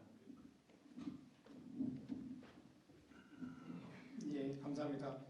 추가적으로 또 예. 네, 그 장성원 교수님한테 질문인데요. 그러니까 저희는 이제 센서 데이터를 BIM하고 연동하는 데 좀 관심이 굉장히 많거든요. 그러다 보니까 이제 도시에 굉장히 많은 시설물들을 그 센싱을 해야 되는데 이제 현재 개발하고 계신 그 페인팅 이런 것들이 그러니까 그 데이터를 수집하는 모듈에서 페인팅하는 이제 거리가 되게 중요할 것 같아요. 그래서 어느 정도 이제 거리까지 이게 가능한 건지 그리고 거기에 대한 이제 거리가 멀어지면 멀어질수록 어떤 신호 레벨이 이렇게 많이 줄어들다 보니까 이제 그런 것들에 대한 그 개선 방안이나 이런 것들은 있으신지 이제 그게 좀 궁금합니다. 저희 연구실에서 하는 거는 이제 기존에 쓰는 이제 센서 대체할 수 있는 이제 다른 이제 센서에 대해서 이제 관심을 가지고 있고 앞으로는 이제 방금 말씀하셨던 그런 모듈이라든가 그런 시스템은 기존에 사용하고 있는 거 그대로 흡수하면 될 것 같습니다. 예, 큰 문제는 없을 거라고 생각합니다. 그렇지만 저희 연구실에서는 현재 보유하지는 않습니다. 그런 기술에 대해서. 그러면 네. 이제 그게 이제 센서라는 이제 전기 신호를 이렇게 네. 데이터가 들어오게 되지 않습니까? 그럼 이제 그뭐 대략적으로 이렇게 뭐한 2km 정도, 한 네. 500m 정도 이 정도의 커버리지를 갖는다라고 하면, 네. 그러니까 거기에 따라서 들어가는 센서 수집 모듈이나 네. 네트워크 구성이 다 달라지거든요. 네. 사실 이제 그런 것들 때문에 이제 투자 비용이 많이 달라지기 때문에 이제 그런 거리가 이제 또 굉장히 중요할 것 같고 그리고 이제 그 페인팅이다 보니까 이제 특히 배관 같은 경우에는 이제 접합부들이 이렇게 있는데 이제 그런 접합부들도 이게 넘어설 수가 있는 건지 아니면 그 접합부 단위로 이렇게 센싱을 해서 그 모듈을 달아야 되는지. 그건 이제 접합부 관련돼서는 저희가 이제 페인터 형식을 취하기 때문에 원하시는 범위 안에까지는 저희가 할 수가 있습니다. 근데 이제 그거를 그러니까 굳이 기존의 이제 센서 같은 경우에는 그 부분을 정확하게 부착하는 것 자체도 이제 힘들기 때문에 그 부분에 문제가 있는데 저희 쪽은 그런 문제는 극복을 했고 다만 이제 방금 말씀하셨던 그런 부분들은 아마 제가 아는 범위 내에서는 기존 거를 그대로 흡수하면 되는 시스템이지만 아직까지는 그 부분에 대해서 저희가 해보지 않았습니다. 네, 앞으로 좀 같이 해주셨으면 감사하겠습니다. 예, 이렇게 함께 하시는 분들이요. 이렇게 함께 할 수 있는 그런 아이템들이 또 의논이 되고 또 그런 것들을 계속 발전해 나갈 수 있는 그런 의미 있는 자리인 것 같아서 굉장히 좋은 것 같습니다. 저도 이제 좀 하나 질문이 있는데요. 로봇에 대해서 좀 관심이 있습니다. 최근에 저희 건설 산업에서도 그 건설 자동화 로봇을 응용한 그런 건설 기술에 대해서 관심이 높은데요. 우리 노대성 전무님 발표해 주신 내용 중에 제가 개인적으로 궁금한 것은 저희 우리나라의 어떤 로봇 기술의 수준하고요. 그리고 이제 건설 산업에서 이런 로봇이 지금 적용되고 있는 어떤 상황이라고 할까요? 그런 내용을 좀 말씀해 주실 수 있으실까요? 이게 너무 어려운 질문 하셔가지고요. 저는 엔지니어로서 그 로봇 자체를 갖다 개발하는데 이 전체적인 그림은 제가 못 그리겠고요. 아시다시피 로봇은 산업용 로봇은 일본이 아주 발달되어 있습니다. 우리는 일본의 그 자동차라든가 그런 쪽에서 넘어온 것을 저희가 이제 우리나라에서는 따라가는 수준이고요. 그 다음에 건설 쪽의 로봇이 사실은 최근 얼마 되지 않았습니다. 그 이유는 건설 현장에서 이제 거리가 먼데 통신이 안 되다 보니까 사실 그 문제를 해결을 못했습니다. 예를 들면 스마트 샤크라든가 이런 거를 갖다가 여태까지는 이걸 적용을 못했는데 통신 거리가 비약적으로 늘어나면서 이제 건설 현장에서도 이게 적용이 가능하고 앞으로는 점점 더 통신이 발달되면서 대륙간 공간과 시공간을 뛰어넘으면서 작업이 가능할 겁니다. 쉽게 얘기하면 저희 쪽 제품이 지금 중동 지역에 가는데 작업자들이 너무나 힘들고 어려워하기 때문에 저희 목표는 사무실에서 굴착기를 제어하고 그 다음에 그 도로를 건설할 수 있는 그런 환경이 아마 머지않아 통신으로 인해서 해결될 수 있으리라고 생각합니다. 제가 이걸 가능하겠습니다. 예, 알겠습니다. 감사합니다. 예, 이제 거의 이제 토론할 내용들이 마무리가 되는 것 같습니다. 이렇게 마무리를 좀 하는 입장에서 보면 저는 이제 그 BK 사업단의 교육 연구단입니다. 그러다 보니까 오늘 함께하신 그 12기업과 저희가 어떻게 교육적으로 또 연구적으로 연계를 해서 나아갈까. 오늘 이 회의, 세미나를 하고 마무리되는 것이 아니라 이걸 시작으로, 그러니까 우리 김환영 교수님도 디지털 트윈을 구축하는 것은 마무리가 아니라 시작이다 말씀해 주신 것처럼 이걸 시작으로 해서 여러분들하고 어떤 그런 협력할 수 있는 관계들을 만들어 갈까 그런 생각들을 좀 많이 하게 되었습니다. 제가 하는 것은 기본적으로 이제 그 어떤 다양한 기술들에 대한 어떤 환경 영향을 주로 평가하는데요. 여러분들이 가지고 계신 기술들이 과거에는 주로 이제 비용을 절감하고 어떤 경제적인 관점에서 많이 접근을 했는데 지금 최근에 이슈가 되고 있는 탄소 중립이라든가 이런 관점에서 환경적인 영향은 어떤 것이 되는지, 얼마만큼 온실가스나 탄소가 배출이 되는지 이런 것들에 대한 평가들을 제가 주로 하고 있고 스마트 시티 연구 사업단을 하다 보니까 이제 건축물 레벨이 아니라 도시의 전생의 관점에서의 온실가스 배출량, 탄소 배출량, 탄소 중립을 실현하기 위해서 어떤 관리가 되어야 되고 어떤 기술들이 도입이 되어야 되는지 이런 것들에 대한 좀 고민들을 많이 하고 있습니다. 근데 최근에는 여러분들 아시는 것처럼 그 ESG 경영 하지 않습니까?